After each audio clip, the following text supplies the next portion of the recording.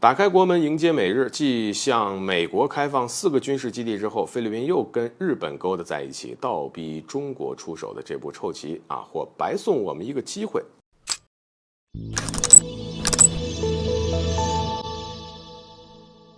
大家好，欢迎来到赵探长观察室。那么这段时间，菲律宾又开始不安分啊。这儿所说的不安分，指的就是菲律宾同霸权挑衅势力勾结，共同破坏印太地区安全局势稳定。在打开国门答应向美国开放4个军事基地之后呢，菲律宾又勾搭上了日本。根据日媒的报道，日本首相岸田文雄接待了前往访问的菲律宾总统马克思啊。这次访问是马克思就任总统以来的首次访日，意义很特殊啊。从内容看呢，日菲将加强安全保障合作，而马克思还同意优化日本自卫队进入菲律宾实施救援等手续。这优化的意思其实可以理解为菲律宾为自卫队进出菲律宾提供了一些便利。另外，此次菲律宾访日收获颇丰啊！岸田呢会后宣布将向菲律宾方面提供6000亿日元的援助啊！这有句话说得好呀，无事献殷勤，就是非奸即盗。日本无端向菲律宾提供大手笔的援助，背后那肯定有蹊跷啊！日本紧随美国之后跟菲律宾会谈，这其中呢必定有某种内在的联系。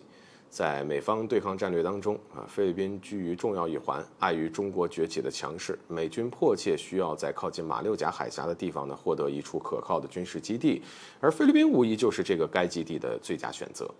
在杜特尔特下台，马克思上台时，外界就表示菲律宾总统的换届给美国一个重返印太的绝佳机会。从菲律宾答应对美开放4个军事基地之际，这一点就得到了证实。今后美国将以菲律宾为切入口，进一步的控制东南亚，进而是印太地区。至少现在美国是这么想的，能不能实现，那就是后话。顺着美国的战略意图，就能够更好地理解日本此时对菲律宾的示好。简单的来说，日本企图用一点小恩小惠来收买菲律宾，让其在中美之间彻底的倒向美国。当然，日本此举也并非完全为了美国，菲律宾站在中国的对立面，也是日本希望看到的。而站在中国立场上看，菲律宾向美日靠拢，就是在倒逼中国出手。从中国对日韩的对等反制行动就可以看出，如今我们对待无端挑衅不会再忍，菲律宾铁了心作对，就必须做好被中国反制的准备。